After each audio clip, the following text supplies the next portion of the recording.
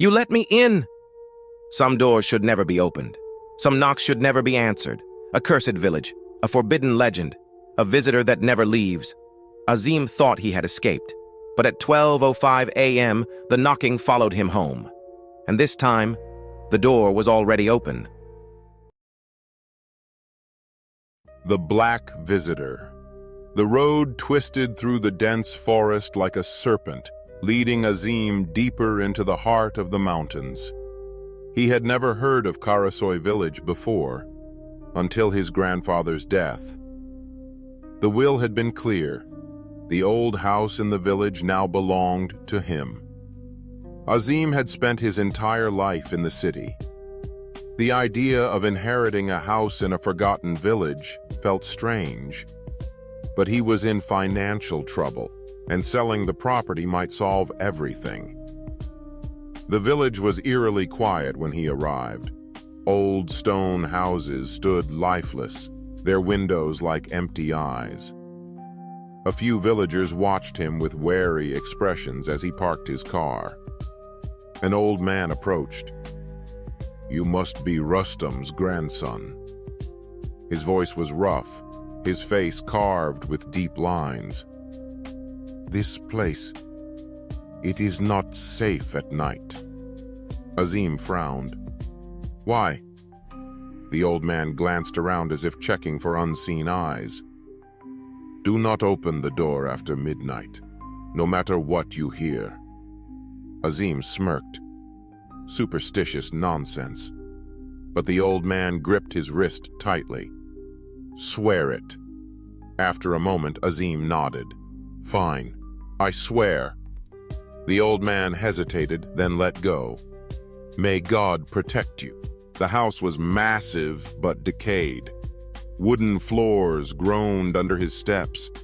The air smelled of dust and something foul.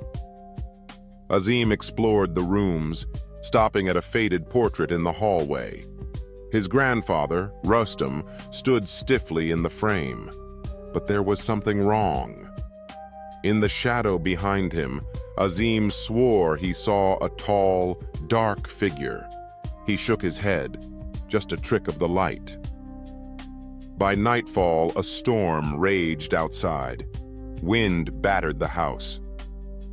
Azim lay in bed, struggling to sleep. Then, at exactly 12:05 a.m., knock, knock, knock. Azim's eyes flew open. The knocks were slow and deliberate. Someone was at the door. He sat up, heart hammering.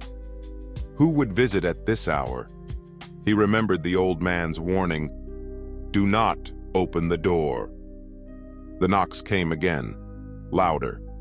Knock, knock, knock. Azim swallowed hard. He tiptoed to the window and peered outside. The front porch was empty, but then a shadow moved.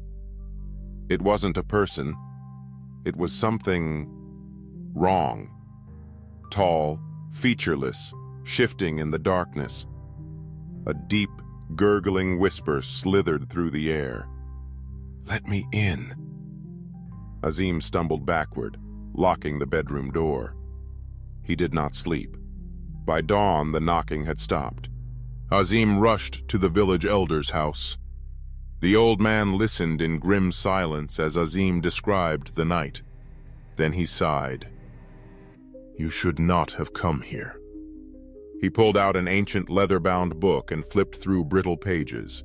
He stopped at a faded sketch, a tall, shadowy figure with hollow eyes. "The Black Visitor," the elder said. "It comes to those who do not belong." Centuries ago, the village was cursed. A stranger had arrived, seeking shelter. The villagers, fearing bad omens, had refused him. Furious, the stranger cursed the land. "You shut me out. Now, I will never leave." That night, the first victim was taken. His door was open. His body was gone. Only black footprints remained. Since then, The black visitor knocked every night, searching for a new soul. Azim's blood ran cold. How do I stop it? The elder hesitated. You must never acknowledge it. Do not look at it. Do not speak to it. And above all, never open the door. Azim barricaded the door and waited. Midnight came. Knock, knock, knock. His breath hitched. The knocks were closer this time. Then, scratching sounds on the walls.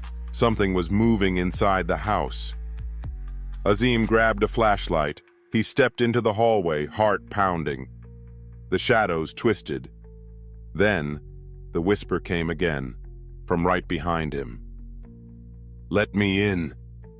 Azim spun around, shining the flashlight. The beam landed on something impossible. A figure stood in the corner, tall, hunched, faceless. Its skin was black as ink, its fingers too long, too thin.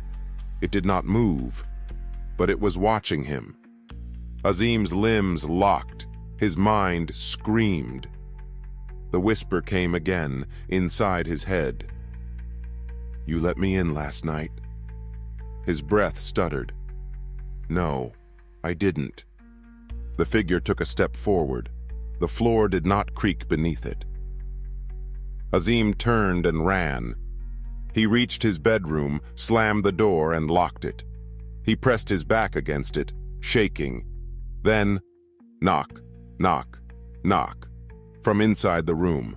Azim bolted from the house at dawn. The villagers watched silently as he threw his bags into the car. The elder approached. Leaving won't save you. Azim ignored him and sped down the mountain road. He would never return.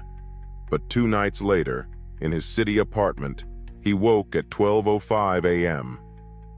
A chill crept through the air. Knock, knock, knock. Azim's stomach dropped. No, that was impossible. Then, from the dark corner of his room, a whisper. You let me in. The door was already open. 6. The final warning.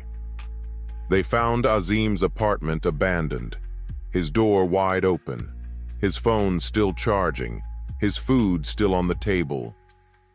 But he was gone. The only thing left was a set of black footprints leading into the shadows. And on the wall, written in a trembling hand, "Do not open the door, the end."